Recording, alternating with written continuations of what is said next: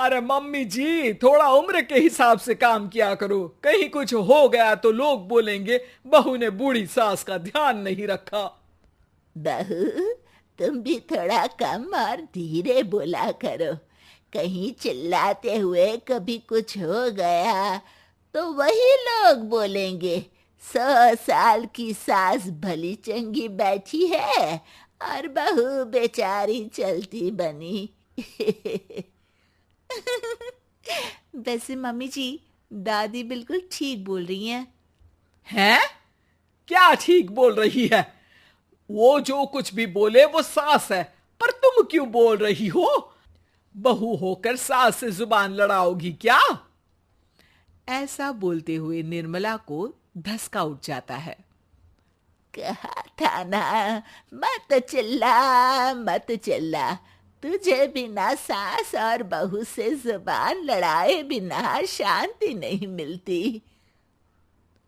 अरे माँ, दादी की बात सुन लिया करो, तुम्हारे भले के लिए बोलती है ना। अरे कोई भला नहीं, इन्हें बस मुझे परेशान और शो ऑफ करने का शौक है। हाँ। चल झूठी।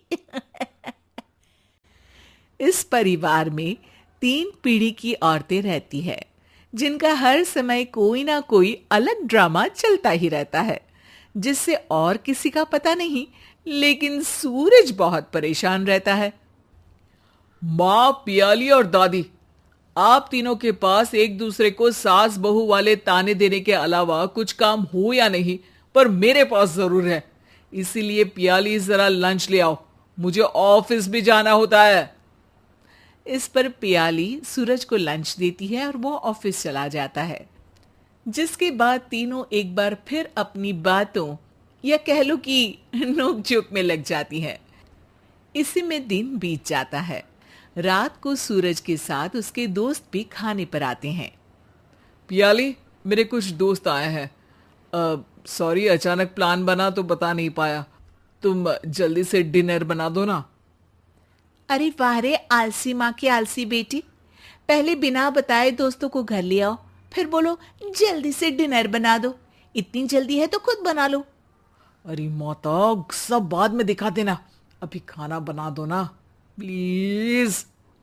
ऐसा बोल के सूरज दोस्तों के पास जाकर बैठ जाता है और पियाली डिनर की टेंशन में अपनी सास के पास पहुंच जाती है, जो अपने कमरे में आराम कर रही होती है। मम्मी, सूरज अचानक दोस्तों को घर ले आए हैं, क्या करूं अब? कुछ ऐसा बताओ ना जो जल्दी बन जाए और सर्व करते हुए भी अच्छा लगे। अरे रेस्टोरेंट से मंगा ले, दोबारा परेशान मत करना, सोने दे मुझे।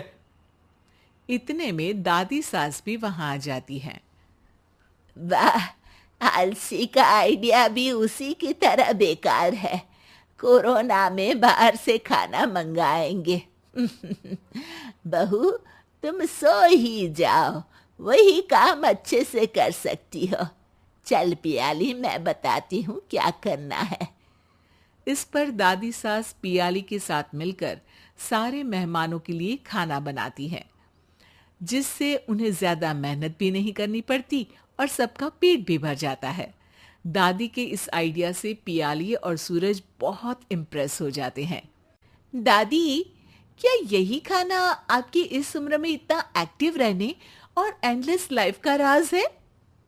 वैसे दादी ने आज तक राज किसी को बताया नहीं। इन्होंने ससुर जी तक को नहीं बताया, तभी तो वो ऊपर पहुंच गए और ये अभी तक यही है।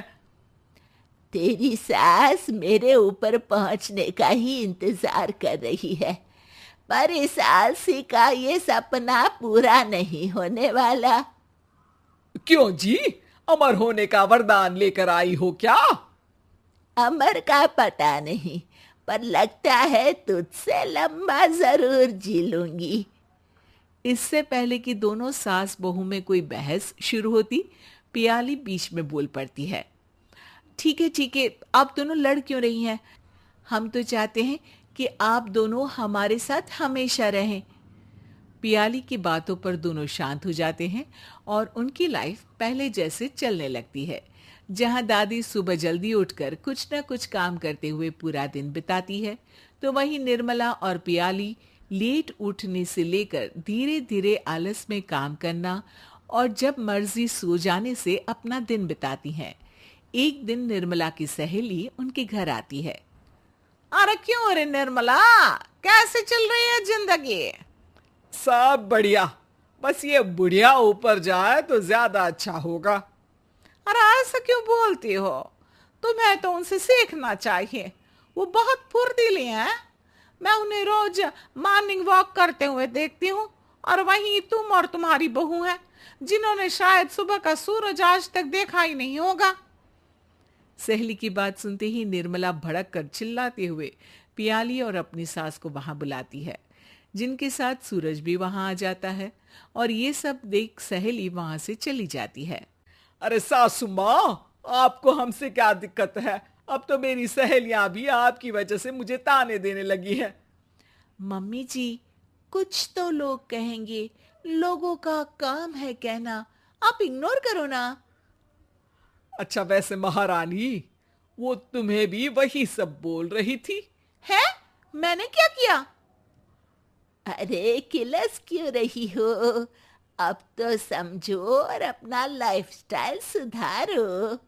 ओ मोरी मैया, अब हमारा लाइफस्टाइल भी खराब हो गया क्या? आपका तो हाई फाई है ना, बस उतना ही ठीक है।